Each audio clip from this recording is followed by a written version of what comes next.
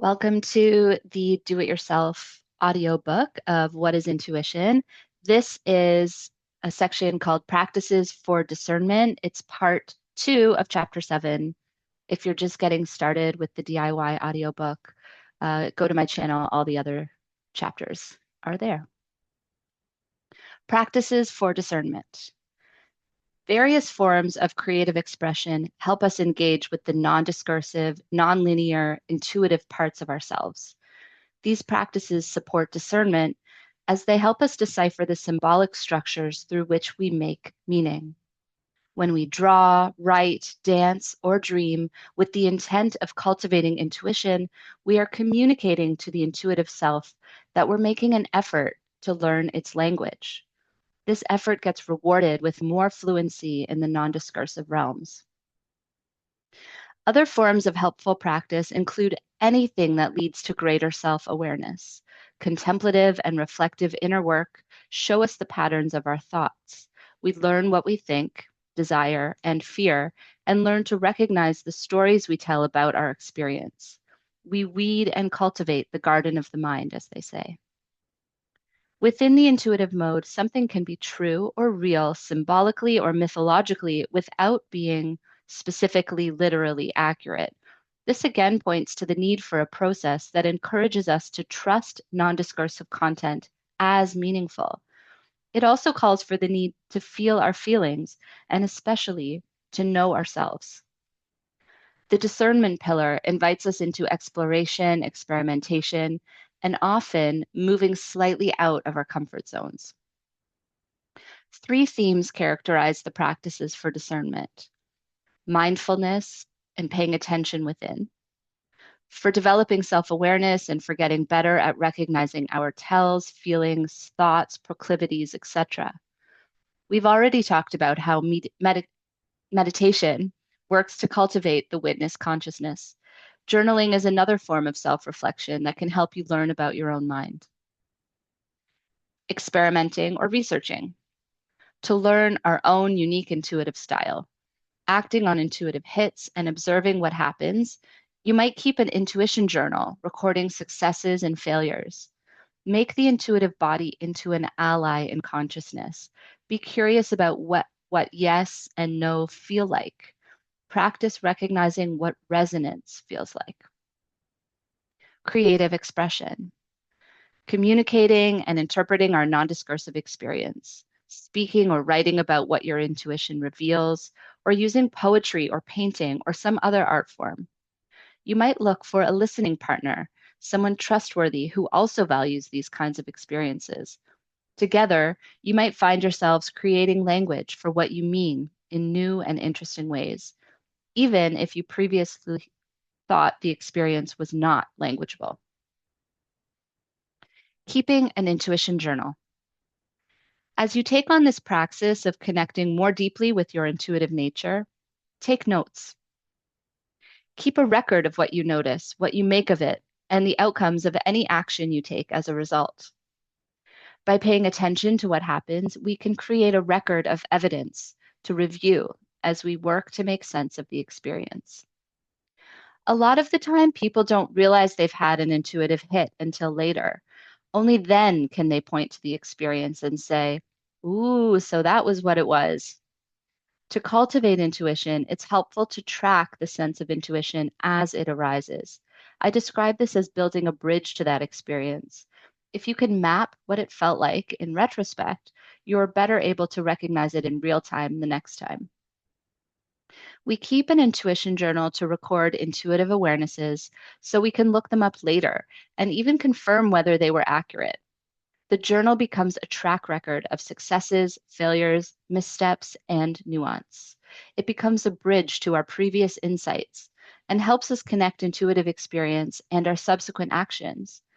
And it helps us figure out and reflect on whether something was right to act on.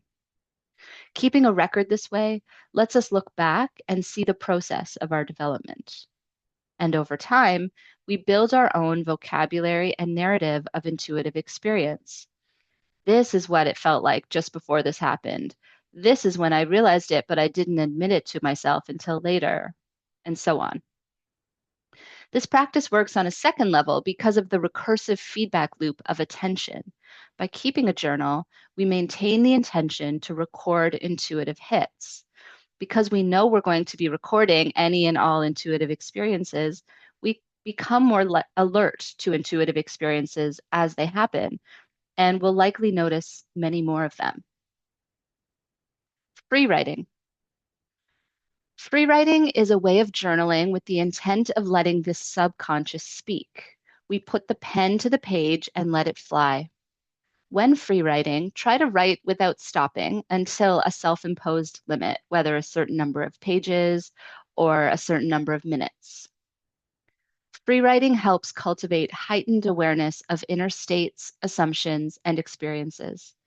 Over time, this technique helps us develop the habit of thoughtful insight and allows us to interpret intuitive content more responsively and responsibly. It also becomes a form of paying attention because the practice leads us to become increasingly self-aware. To access intuitive awareness from deep within, let your subconscious know that you are interested and are open to its awareness. Free writing is a way to engage with ourselves that gives our intuitive self permission to express itself openly. Whatever arises is welcome. We put aside the critical part of our minds, at least temporarily. This part of us is often satisfied to wait, knowing that it is just resting and can come out later. Free writing helps us connect with the non-linguistic, non-discursive aspects of intuitive knowing. It lets us become more familiar with how we make sense of symbolic structures, both collective and personal, and tends to dig out our frequently unconscious assumptions, beliefs, desires, and habits. Learn what intuition feels like for you. Thinking back to the phenomenology of intuition, do you know what it feels like to be in an intuitive moment? How do you know when a fuzzy, subtle, or non-discursive awareness is intuition? How do you know if it is simply a shiver, a muscle contraction, or gas? There's no limit to the embodied and psychic cues that might be available to trigger us into paying attention. That signal and intuitive experience is happening, that tug on our sleeve and point us to intuition in action. There are likely as many unique tells as there are humans. Gut feelings, butterflies, tingles, goosebumps, or whatever might signify something specific, or they are simply alerting us that there is something to know here, something to pay attention to. The important thing is to learn what your own characteristic tells feel, smell, look, sound like, and then decide to trust them as valid and valuable information. Most people have at least one intuitive experience they can point to as an example of what I'm talking about. Sometimes those are experiences of an inner voice that guides us to do or not do something. Sometimes we feel the intuitive sense like a compass or a magnet showing us the way. For example, one day I was looking for my partner's keys. Something told me to check under a sweater on the chair, even though he had already looked there. I was drawn in that direction, and when I lifted the sweater, there they were. The intuitive self knew and drew me towards my target. Many intuitive experiences are way less specific. It's possible to register a hit and know there is something to know without knowing what it is we're supposed to know. This is where practice becomes incredibly useful. First, we need the ability to recognize an embodied signal. This itself is an experience. Then we need the ability to recognize that the signal is significant or meaningful, just beyond just a sensation. Experiment and play. Becoming more receptive to intuitive experience is supported by experiment and play. Games can also help us practice discernment. Guessing games are an excellent way to train this muscle. They exercise that part of us that can know, but while the stakes are low, they're just games. For example, with TV shows, try to guess what is going to happen next. Or when your phone dings, guess who's reaching out before looking at the display. Guess which elevator is going to come first. which grocery line will move the fastest, etc. Games like these help us become familiar with what it feels like before we are right and what it feels like to have certainty in our knowing, compared with the neutral feeling of a mere guess. As with learning any new way of being, attitude is important. An attitude of open curiosity is most helpful. Getting frustrated or impatient or expecting too much, it's not helpful. Be gentle yet persistent, just like when you're learning any new skill. The attitude of play or lightheartedness helps because it can be very difficult to discern your intuition when you're emotionally invested in the situation. Sometimes people are good at staying out of the way of their intuition, refusing to let their mind interfere with creative response. I'm thinking of things like how, in extreme situations, intuition can guide a person to step out of the way of an impending crash or to leave home at just the right moment so they bump into a long lost friend on the corner. An example of synchronicity, an instance of unconscious intuitive action. Those involved in improvisational arts know exactly what I mean here. Intuitive moments can occur at any time to anyone. And speaking of improvisational arts, we can use them to cultivate discernment by practicing our faculty with both and non-dual logic. We can experiment with saying yes and the improv rule and find ways to enlarge our perspective on whatever is presenting. Letting a problem simmer. Incubation is the practice where after a period of working on a problem, we let it go. We do something else and let the intuitive self get to work.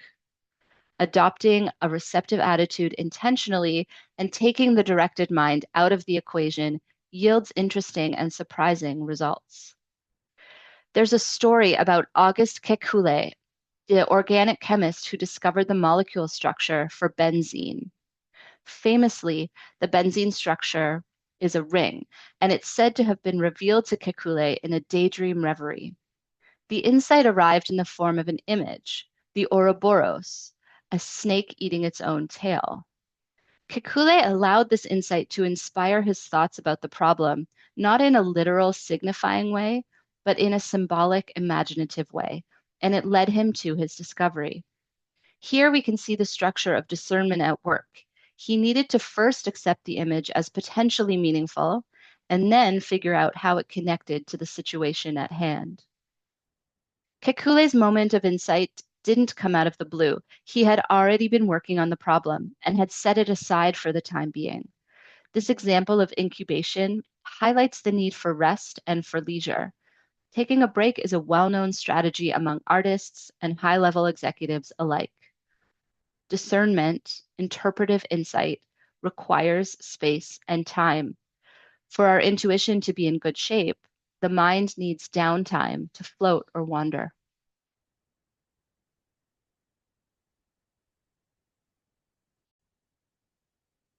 Thanks for watching the second part of Chapter 7 of the DIY audiobook for What is Intuition. Join me next time for Chapter 8, which is the last chapter.